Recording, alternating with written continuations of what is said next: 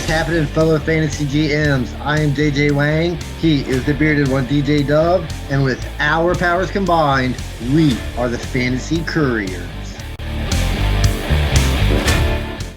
Well, JJ Wang, it's time for your expertise to come out and float with us, our college football expert. He's watched more college football this year than I have. Yeah. Leave it there. But so what we're gonna do, we mentioned couple weeks back, is we're gonna, or maybe we just said to each other, I don't know, but we're gonna do like sort of alternating weeks. One week will be about some of the players coming in the draft. The other week will be looking at guys and aspects of those. Maybe there'll be some dark horses, some players, maybe some positionals, maybe early draft picks. But going as we do throughout the offseason until the draft, and then we'll really dissect them once they're on teams when we get there. But quick hit for you, and then you're going to jump into our first discussion at the end of February for off season. Matthew Stafford has been given permission to seek a trade. Would you want to trade for an older Matt Stafford, or do you think the Rams are either retooling, replacing? Maybe they're looking at Sam Darnold to get like an 8-year younger Matt Stafford. That's two questions. Where would Matt Stafford even sort of fit? Like I can't think of anything other than a backup. Two, would Sam Darnold be a good replacement, or who would be a good replacement? Because you got the running back and the receiver, they're stocked there, and the young receivers that could step up and they could draft. So who would want Matthew Stafford? Who I think he's a situational guy, and who could replace Matthew Stafford? So as far where would he go? I mean, you got to look at the teams that are in need of quarterbacks, that really don't want to like start a rookie or something like that. So you think somebody maybe like an Oakland with Tom Brady, taking over as part owner, not wanting to like completely start with a completely young quarterback. So maybe Oakland, I think, might be like the best fit, and then maybe one of the New York teams, maybe like the Giants. I think the Giants would. Probably the Jets, because they think they're going to win when we all know they won't. Yeah, I mean the Jets too. I mean, like the Jets got like a decent. I mean, they got a good young receiver. The Giants got a good young receiver. Oakland doesn't really have anything. Tennessee really doesn't have anything. So I mean, honestly, you would think the best fit for Stafford would be one of the New York teams, possibly the Giants. I think. As far as replacement goes, I think Sam Darnold would be an obvious choice. You see how well he's worked in that system. I mean, that system comes from like Sean McVay, Kyle Shanahan. I mean, I think you can put any quarterback with Sean McVay and he's going to be good. I mean, Jared Goff went from looking like poo, the year before Sean McVay got there, and then when Sean McVay got there, Jared Goff looked, spectacular. So I think Sam Darnold would be a good fit, and I think it would be a smart move for him because they're not the type that the Rams aren't the type that kind of work through the draft. They're more like the veteran type. They trade away draft picks. So I mean, hold on. They had draft picks last year was last year the first time? Yeah, I forget what it was. Was it first round or first two? I forget what it was. First time they had a first round at least pick in God knows how long. Yeah, but they're usually not bad enough to get those top quarterback guys. So I mean, I think Sam Darnold would be a good fit. Yeah, it'll be interesting to see because he probably won't be cheap. I'm pretty sure if he's smart, he should command some money because he showed this year, but he'd probably be cheaper than Stafford, and then they get some picks for Stafford. So save a little dough, do that for Stafford, then you decide Cooper Kupp. Okay, this is the JJ Wang expertise show. JJ Wang, I need to get you an intro, a college football intro. That might be fun. Football. Let's jump in to college football draft time. So let's do it.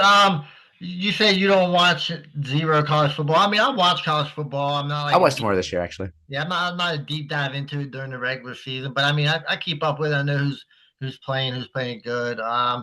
This year's draft, it's not really the greatest, I guess. I mean, they do got a couple of decent quarterbacks.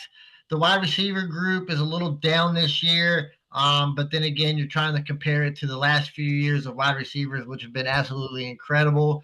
And then I think the bright spot of this draft is going to be the running backs. It's pretty deep at the running back position. There's some good top end guys, and there's some good guys on the back end. So I think the running backs are going to be going hot and heavy. And then there's a couple couple good tight ends. Oh baby. In this as well. So we'll kind of start at the top. Kind of like the 101 or how these guys fall. There are two quarterbacks in this year's draft. That's Cam Ward and Shador Sanders. They're both 4-year guys. They came in kind of the same way. They started at Division II, and then ended up going to some Power 5 conferences. Cam Ward played for like 6 years, so he's a little older. I mean, sure, he's not as old as Sanders. But so when you look at these guys, so for Sanders, it's kind of weird because I've heard like a lot of ins and outs about this guy. Some say he's going to go really low. He's going to be drafted lower, but I can't imagine him going outside the top 5. Honestly, I mean, it is lying season. They say this is lying season, so I think it's all smoke and mirrors. But I think if Shador Sanders probably doesn't get out of the top 5, Cam Ward probably doesn't get out of the top 5. So if both of them are top 5 guys, how do you treat that towards your rookie draft? Rookie draft, I think you just go chalk because these guys are very similar players. I'm not too excited for either of them. I'm glad I'm not high enough in my super flexes to need a quarterback or to be able to draft a quarterback. So I'm not having to stretch. I'd be curious to throw some darts at some of these later guys, probably later, farther down there, because I don't know. I saw some holes like Shador Sanders. He got obliterated in his last game when you would figure he'd want to showcase his season. And Cam Ward, I think Cam Ward will probably go first with Sanders going second. That's sort of what I'm seeing right now. Yeah. But then again, are the Giants too? I've heard everything I'm seeing is pointing towards Sanders going to the Giants, and then Ward. Not the Titans might trade out, so whoever trades up to get him, Oakland. I don't know, but I've seen Sanders going to Oakland too. But they're similar quarterbacks. At least they got hopefully the transition with the experience should hopefully get transition as opposed to the guys that I was worried about, like Darnold. I was more worried about because he was younger. These guys that will have hopefully a little more maturity, and we'll see what happens when Sanders' dad isn't calling all of his plays. So that is going to be an interesting thing, like to see what I'd be curious to be in the room and what he shows them as far as like knowledge of the game without his dad. Because I mean, he followed him from Jacksonville State all the way over to Colorado. So they've been together. So dad coached, and did he coach him in high school? I know he's coaching high school ball for a while. Did he always coach him? I don't know if he did high school. No, I'm not sure. But it'll be interesting to see. I mean, they both had their ups and downs. I mean, any player coming in, they're kids. They have chinks in their armor. So it's a matter of who falls into the situation and who steps up. But if you're up that high, it's like with last year. I didn't like what's his name in Chicago. Still not a fan. But I probably would have taken him early. And I told someone to, even though I thought Daniels would have a better rookie year. So yeah. I think you're pick who you like because you're splitting hairs here with these two. Yeah. So how far? I mean, if you're drafting a quarterback, I mean, do you think either one of these guys lasts past the fourth pick in your rookie draft? Superflex, they're 1-2 in rookie drafts. If it's not Superflex, quarterbacks don't go. They'll probably fall to 7, 8, 9, 10. I mainly talk Superflex just because it makes quarterbacks. They gotta go 1-2. Superflex, you take a quarterback. You take a quarterback. Bijan was an exception. I think in the Saquon's year, there's a couple guys throughout the years. I think Zeke, his year, there's a couple guys that are like above, like depending upon where Gentry falls, he might be one. But in Superflex, it's quarterback. It's the flaw and the beauty of Superflex is you got to take them. Yeah, absolutely. I mean, even though they might not be great or like that, but they're just more valuable. I mean, if you could get a starting quarterback for the next 10 years, 8 years, that's more valuable than a running back that say would be like three or four solid years. And the wide receivers last a little bit longer, but again, you just don't really know how long it's going to take for them to develop, or how much are you going to get out of it, especially this year's. I mean, McMillan, other than McMillan, though, I mean, we'll see. You'll hit him in a second. He might be a guy that'd be him and then Gentry and then these two guys, right? They're your top 4 picks. Yeah, it's top 4. Gentry's. You will find Gentry in some places going as the 101. I mean, if you're set at quarterback and you need running back help, I mean, I wouldn't be surprised if somebody took Gentry at number 1. Gentry's stats are amazing. He had 2,600 yards this year. boatload of touchdowns. So, I mean, the production's there. I mean, he had 1,300 yards last year, played for Boise State. Does the one really, really good year at Boise State, is that enough, or does that, or are you still a little, are you worried at all?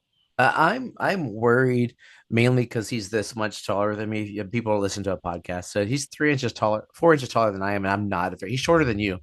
But then again, so I mean, Maurice Jones-Drew was probably about this tall, I believe.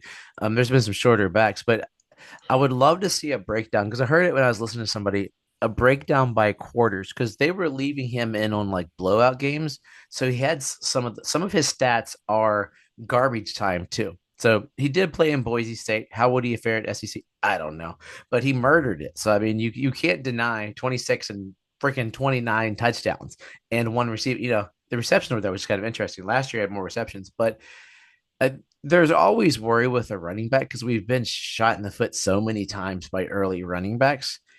But this year, you just like with this year, I see people trading out of this draft like no tomorrow, which to me is almost sensing somebody's going to be really flipping good, and who's it going to be that we're missing out on because we're running for the hills because they can't all be bad, right? You can't have a draft where everybody comes in the league sucks. There's going to be one, two, and maybe it's someone like some dude named Jordan James out of Oregon, you know, somebody out of the blue. But it he's got to be your first back off the board unless someone just lands in a situation like say that it falls down and you go to like the kid from Ohio State, Henderson, he goes to Dallas. You're thinking differently, but we got it. But then again, Martin just retired, so maybe you're not. But whoever falls in Dallas could leapfrog him if it's not Genty, I think. Yeah. Yeah, so you speak of Travion Henderson, and then you got his teammate Quishon Judkins, and they're both 1,000-yard receivers. Judkins seems to be more of like the workhorse running back. He had more carries at Ohio State than Travion Henderson. Henderson was more of like like I guess the lightning to Judkins, like it was like thunder, if you want to look at it that way. I mean, both of these guys are projected to go top, in the first round of rookie drafts. Or second, third rounders, maybe. So what kind of running? So which one of these running backs are you more like favored towards? Like, in just your favorite style, more the bruiser back who could get the goal line touchdowns, or the kind of like the lightning back that maybe can get some catches. But even both of these guys can catch okay.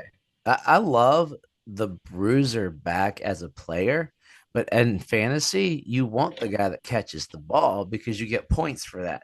The bruiser back, if he runs for 1,200 yards and gets 3 touchdowns, you're screwed. Versus the lightning back gets 50 catches, 60 catches. That's adding a handful more points to make up for the touchdowns. So you want the balance, but it doesn't exist as much anymore. I'm more of a lightning versus a thunder, even though I love me some Derrick Henry. Like Derrick Henry, he could be the exception right now for me. He's lightning and thunder. Well, but his lightning is he just thunders so much. He's a tank, and he's gotten more catches than he did early on, but he's not like Saquon. Like Saquon is the most rounded guy we got currently, unless McCaffrey's healthy, which is a total another discussion we can have in a few weeks. But I go for Lightning, and the good news about Lightning and rookie draft is Lightning usually falls, except for like Jahmyr Gibbs, who ended up being a thunderish kind of player. Yeah, I think Travion Henderson is going to probably, he's going to go higher. He's like kind of the flashier guy.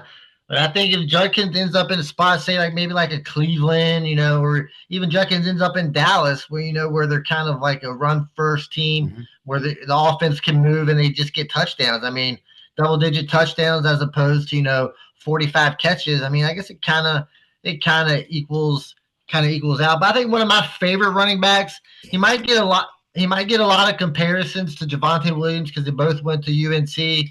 And they both played really well, and that's Omarion Hampton. So he's 6 feet 220. So he's got ideal size, 21 years old, ideal age.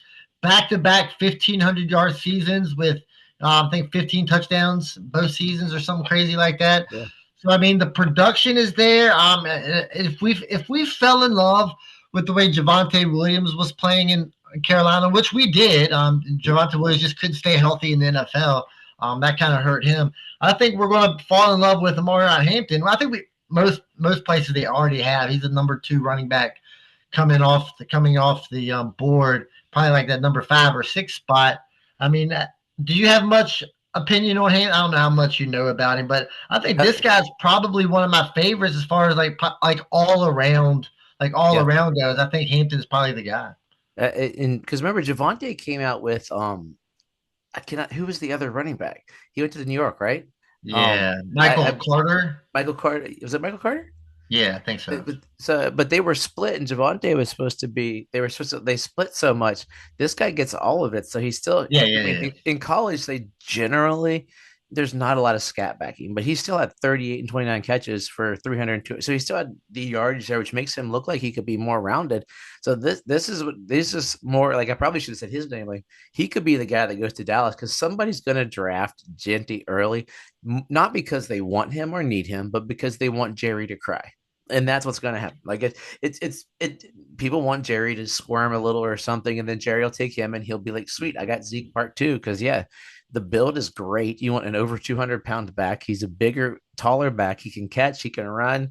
I mean, if nothing else, he's freaking consistent. And he came out of a top 5, Power 5 conference. I probably will fall in love with this guy more than I will Genty, just because the size. Genty had a anomaly year, and they're not like current. I use this site NFLDraftBuzz.com. Their 40 times are off by 6/100ths of a point. So 4.42, 4.46. So dude, he's bigger and he's faster, or not, and he's not. He's like that much slower. Okay, cool. Yeah, that's the guy I want. It's better for the body. I think of H-N as fast as the wind, but you hit him and he breaks. Yeah, I agree. So the running backs seem to be a little deeper. This, like I said, this is kind of a more of a running back year. Cam Scatteroo. I wasn't going to talk about Cam Scatteroo. I know he's coming later. He's the guy I watch the most. He's probably not a first round guy. There's definitely some flaws in his game, but we'll definitely go over talk about him next go around. Want to get into these wide receivers real quick. They're kind of a down year for the wide receivers. Like number 1 guy. Ted McMillan, huge guy, 6'5", 212 from Arizona. Very productive, 2 back-to-back 1,300-yard seasons. I mean, as far as receivers go, he's really the only game breaker, in the first round as far as wide receivers go. Does that scare you? What was the wide receiver that went to New England? N'Keal Harry. Yeah, N'Keal Harry, where he was like the 1-on-1 everywhere. And, there just wasn't a big wide receiver. And then you know how he flamed out. Do these super tall wide receivers scare you for kind of like being like a one-trick pony, or does it really matter? I honestly have no opinion. Is that weird? But like I've heard of a lot about Ted McMillan. Apparently, he's going to be like the next big thing, but. Once again, you never had like the guy that I'd be more excited for is Emeka Ikbuka because he comes from Ikbuka. Is that how you say? I always say his name wrong. Yeah, Ikbuka. Ohio State does nothing but churn out receivers. Garrett Wilson's probably their worst receiver, and he's a really good receiver. Like the way the guys are playing. So why not get him? I'd be more excited for him than Ted McMillan. Apparently, is the bee's knees because he's fast. He's got all the metrics you want. And once again, though. Ted McMillan gets drafted by the Tennessee Titans or something silly, then yes, I'm worried about him. Ted McMillan goes to New England. I don't know. It depends if Drake May starts to sling more or who he's going to depend on him. He goes to Washington. Dude, he's the second person off the board. You'll take a quarterback and then you're like, I'll jump on him like a champ. Have him grow up with Jaden Daniels. That would be sick. That'd be like the perfect, but he's not because Washington's too late in the draft. So you got to look who in that top. He's because he's probably projected top 10-ish if I'm gambling. Let's see. 5 currently on draft advice. They have him at 5. But I don't think Genty's going number 2. They have him number 2. I doubt a running back's going number 2 in the draft. Yeah. But that's their rankings. That's their ratings rather. So not the actual draft thing, but he's their 5th rated guy according to like all the metrics and whatnot. Yeah. Yeah. So it would come down between Ted McMillan and Mario Hampton. Say those first 4 guys are gone. Which one of those guys would you lean towards? It depends on my team. It depends on your team. Yeah. So I think if you're in a team, and we talked about before the show, like part of it is the strategy. Yeah, I mean, really smart wise, Strategy should be get the best player available because it's dynasty. So I should take Ted McMillan. And that 9 times out of 10, I'll take him because he's a receiver. He'll play 10 years as long as he's good. He could flop out, but that's always a risk. If I have a team where I've got stud receivers, like I have one where I have so many receivers, I always bench the wrong one. I don't need him. So maybe I trade back with someone who really wants him, or I will take the running back at that point because he will give me the spot that I need on that roster to fill in the hole. So usually in dynasty, and I'll preach it forever, you take the best player available because it's dynasty. It's not redraft. In redraft, you got to build a roster. In dynasty, you're building a roster.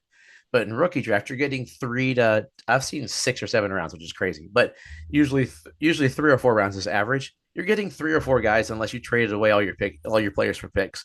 So you're not building a roster there. You're building onto a roster per se. Yeah. So you brought up Emeka Ibuka. Does it worry you that he could never be the guy at Ohio State? He had a couple thousand-yard season sandwiched in the middle. There was a really bad season. He only had like 41 catches. It was a really, really bad season. Does it worry you that he could never be the guy in Ohio State? He was always like a number 2, possibly a number 3. Does that worry with you coming into the NFL? Not in that program per se, because it's like it's almost like the Iowa State of tight ends is their receivers recently. So I wouldn't take him high. Like I still probably Tet would probably go higher, and I'll see where the other guys land, and his could be a landing spot. He could, but I mean, he did get the last. He had that 2023 was dud, but his sophomore and senior year were both 70 plus receptions, and I mean, heck, his freshman year he only had 9 catches, but he had 191 yards. That's pretty money. Um, so I'm always worried with receivers coming in because we expect them to be neighbors, and we forget how I would even say I think Cooper Cup was even like a later bloomer, like the standard how it used to be the third year. That and some guys there was somebody this year I forget who it was, but I have to look it up. But there's it used to be you get a receiver, no, then the third year blow up, and that's went down the tubes because some of the guys have come in too good, and maybe that's what we got to start waiting for again because we're giving up on guys too quick or expecting too much. Yeah. So speaking of expecting too much, would you take Travis Hunter in the first round? He's going to the combine as a cornerback. I'm sure he'll get some run, with the wide receiver drills. Would you? I know it's kind of team dependent. But if you got like a pretty good team, you don't have really holes anywhere, and you're like that 109 spot, 110, 108, something like that. Would you be willing to take a shot on Travis Hunter, or is there too much worry about him? Cause honestly, I don't think he's going to get enough run offensively to be fantasy relevant. That's exactly like I would have to hear more after the draft from the team saying, "Yeah, we're going to let this guy try to top Dion," which still isn't going to like. There would have to be since he said he wants to be a cornerback. And he's going as a cornerback. There would have to be some magical guarantee either the team doesn't have a number 2 or the team is saying, yes, we're going to put him at corner, but we're planning to play him at slot receiver every other possession or something like that, that it would make me even consider him. Like I could see Travis Hunter. I mean, somebody's going to draft him, but really he shouldn't be drafted except maybe a last round pick in your rookie draft, like later third in a fourth round kind of thing. Cause at that point you're throwing poop at the wall and seeing what sticks. So Yeah, I mean, I'd kind of probably stay away from him too. But like I said, if I got a good team, he's and still let's good say though. he slipped to like 111, 112, my team's pretty good. I'd probably like, hey, let's just have Travis Hunter, But just in case. you're giving up on like a running back, like you're giving up on someone better than Bucky Irving from last year in the grand scheme. So I mean, there's like 7 or 8. Like I wouldn't. Yeah, I agree. I'd have to be not You're needing a player, and you're giving up on somebody. I agree. But the hit rate on round 2 guys and you getting lucky enough to actually pick that guy, yeah, um, I I still mean, don't think it'll. I mean, I don't either. But But like I said, They went. you could be giving up on a lot. You're giving up on a lot of guys every year because Yeah. you never know who's going to hit.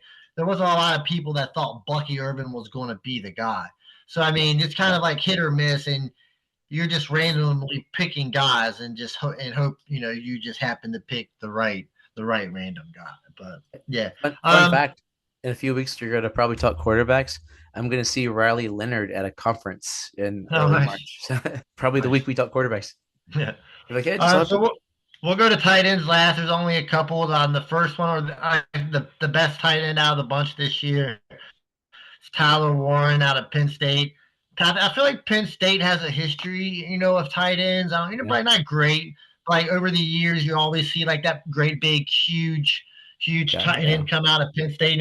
This guy's 6'6", 257. Monster. Yeah, a monster. He had a monster season. He had 104 catches for 1,200 yards. For a tight end in college, that's absolutely insane. Does that one season warrant this? Obviously, it warrants him, being, the tight end going in the first round. But is that enough to like get your juices flowing on this big tight end, being the tight end guy that you are? You said tight end. My juices are already flowing. You could have called him Sandy. I don't know, some weird name. Yeah, no, but not. Did you know what I love also is he ran for 4 touchdowns? Just 28 rushes for 218 yards and 4 touchdowns, or 26 rushes. I'm like, dude, he's a big, giant tight end. Yeah. And in tight end premium, especially. It's still situation. That's always a thing we'll have to say about 30 times. Let's just stop saying, like, everybody assume from this point on situation dependent. But as tight ends, I always like to retool with tight ends, because if you get the guy that got Brock Bowers last year, when we were like, Brock Bowers went to Oakland, there's 2 good tight ends. That dude is set for the next decade. Brock Bowers had terrible quarterback play and murdered it. So unless he could Sam Laporta it. Unless he Sam Laporta's it,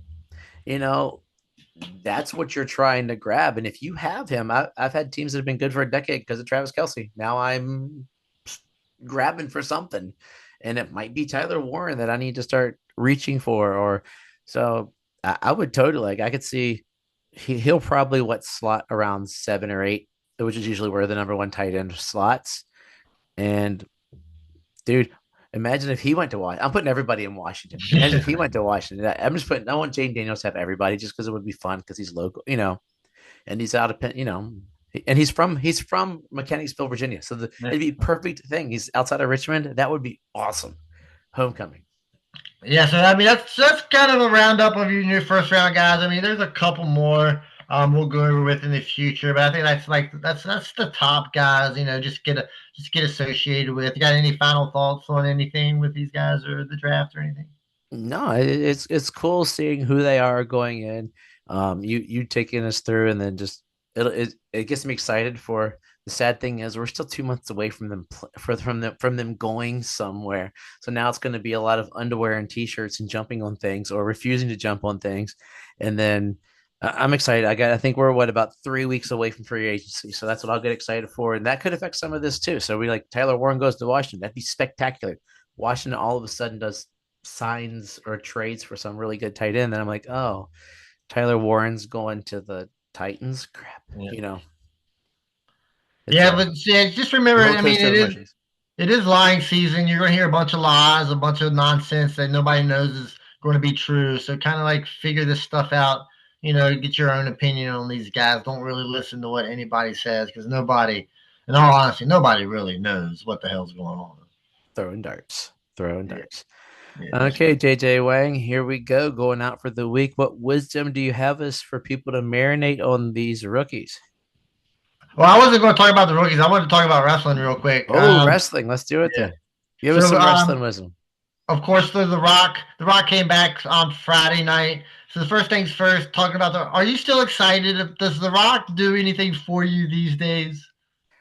From the point when he comes out the screen until he gets to the stage, I'm super excited. And then he talks about wanting Cody Rhodes' soul and what? Like, I thought he'd make him be his manager and make him some tough guy, but no. Well, I think the concept of it all is Cody Rhodes turning heel. Or yeah, I've heard that.